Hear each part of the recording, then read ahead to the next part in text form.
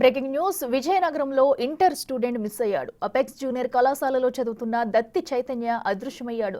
Miss అయ్యి 5 రోజుల తర్వాత కాలేజీ మేనేజ్మెంట్ తల్లిదండ్రులకు సమాచారం అందించింది.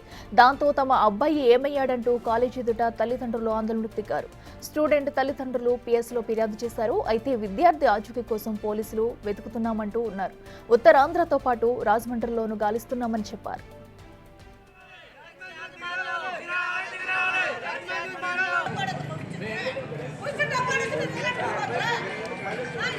దత్తి చైతన్య అని చెప్పేసి ఆ students intermediate first year apex కాలేజ్లో చదువుతున్నాడు. కొండబెలగడ బ్రాంచ్లో చదువుతున్నారు. ఆయన 24th మిస్ అయినట్టుగా నెల్లిమర్ల పోలీస్ స్టేషన్లో కంప్లైంట్ ఇచ్చారు.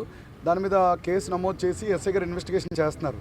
అయితే ఎవరైతే మిస్సింగ్ బాయ్ ఉన్నారో మిస్సింగ్ బాయ్ తాలూకా పేరెంట్స్ కానీ వాళ్ళ బంధువులందరూ కూడా కాలేజ్ యాజమాన్యం రెస్పాన్సిబిలిటీగా తీసుకోవట్లేదు. మిస్ అయినప్పుడు కూడా వెంటనే ఇమీడియట్గా తెలియపరచలేదు. కొద్దిగా డిలే